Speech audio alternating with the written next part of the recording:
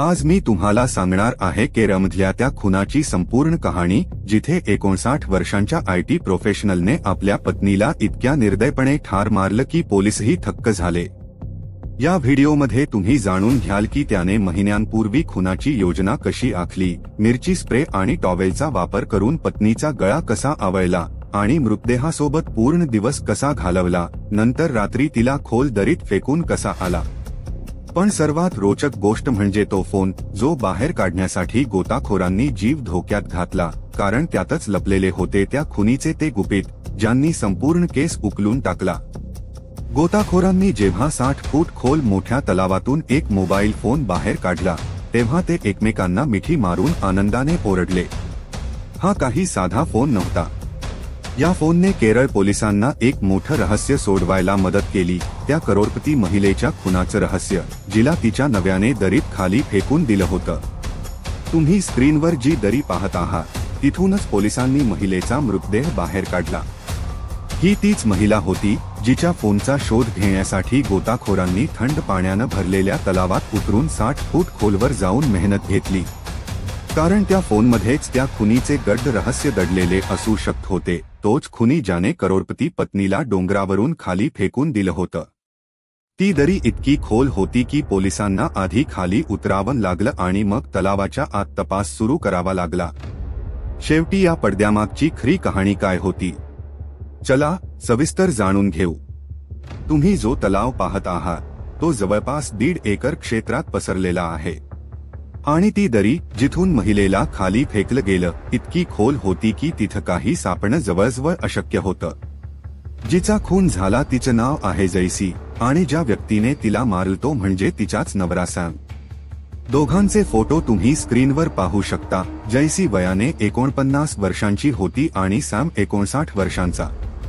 ज्या दिवशी खून झाला, त्या दिवशी दोघांमध्ये काहीतरी असं घडलं की जैसी खूप संतापली, पण सॅमच्या मनात आधीपासूनच रक्त साचलं होतं। त्याने आधीच ठरवलं होतं की पत्नीला कसं ठार मारायचं। त्याने काही दिवस निरीक्षण केलं, सर्व हालचाली तपासल्या आणि योग्य वेळ पाहून वार केला। तो मिरची स्प्रे घेऊन आला होता।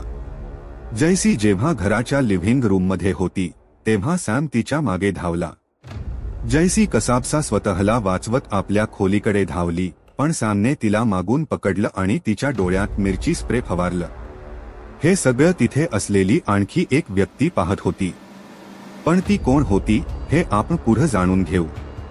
मिरची स्प्रे टाकल्यानंतर जैसी तडफडू लागली, काहीच पाहू शकत नव्हती।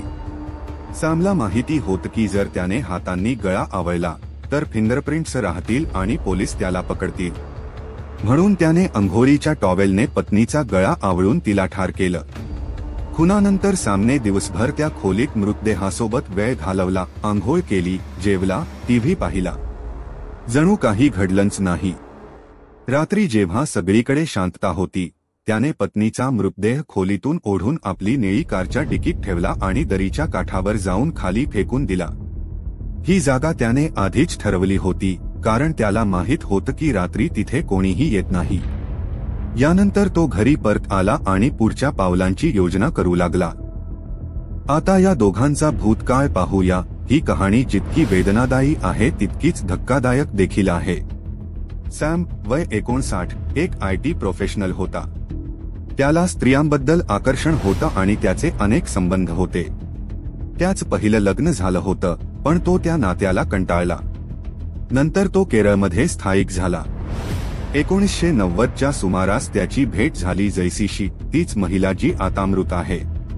जैसी ही सुशिक्षित होती, तीही आयटी क्षेत्रात काम करत होती।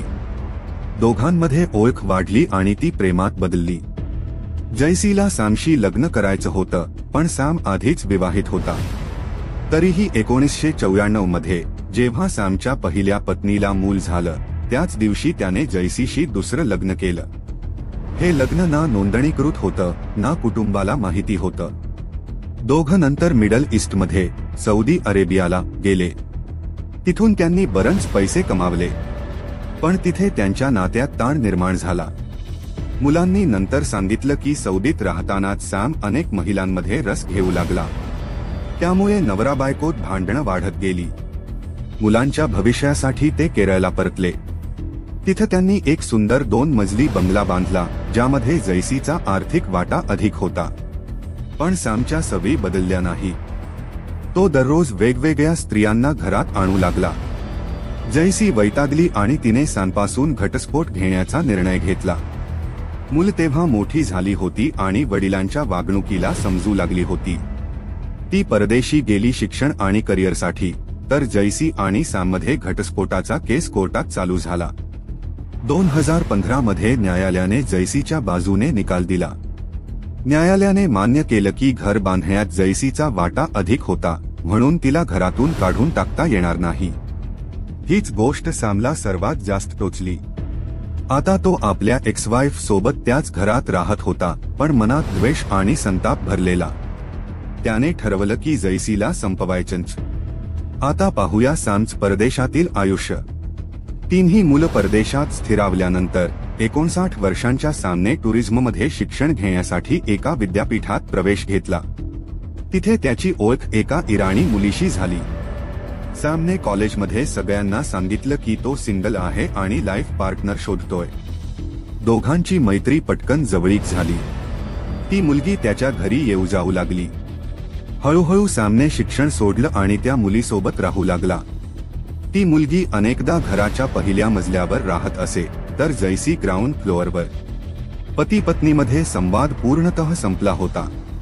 पण जैसीला हे अजिबात सहन होत नव्हतं. तिला वाटत होतं की घर काही हॉटेल नाही जिथं रोज नवी स्त्रिया येत जात राहतील. खुनाच्या दिवशीही हेच झालं. जैसीने पाहिलं की सॅम पुन्हा त्या इराणी मुलीला घेऊन आला आहे. तिने वाद सुरू केला. सॅमने मुलीला वर जाण्यास सांगितलं आणि स्वतः खाली जैसीसोबत वाद घालू लागला. इराणी मुलगी वर गेली, पण तिने खालील ओरड ऐकली. दोघं मल्याळममध्ये भांडत होते. नंतर सॅमने पोलिसांना फसवायचा प्रयत्न केला की खून रागात झाला, पण तपासात स्पष्ट झालं की हा पूर्णपणे आखलेला खून होता. सॅमने आधीच ती जागा ठरवली होती, तोच तलाव आणि दरीचा परिसर, जो जंगलांनी वेढलेला होता आणि जवळपास 2 एकरात पसरलेला होता. संध्याकाळी 6 वाजेपर्यंत तो तिथे फिरून खात्री करायचा की रात्री कोणी येत नाही. त्याला खात्री झाली की हीच परफेक्ट जागा आहे पत्नीला संपवण्यासाठी. त्याने मिरची स्प्रे आधीच तयार ठेवला होता. जैसीने वाद सुरू केला तसं त्याने तिच्यावर मिरची स्प्रे फवारलं. जैसी वेदनेने तडफडत खोलीकडे पळाली आणि सॅम मागोमाग गेला. त्याने टॉवेलने तिचा गळा आवळून तिला ठार मारलं आणि मृतदेह खोलीत बंद केला. रात्री त्याने मृतदेह कारच्या डिकीत ठेवला आणि 60 किलोमीटर दूर त्या दरीकडे गेला, जिथून त्याने शव खाली फेकलं. रस्त्यात त्याने जैसीचे 2ही फोन घेतले आणि तलावाच्या मध्यभागी फेकून दिले, जेणेकरून पुरावा नष्ट होईल. यानंतर तो आपल्या इराणी प्रेयसीसोबत मैसूरला निघाला, जवळपास 700 किलोमीटर दूर.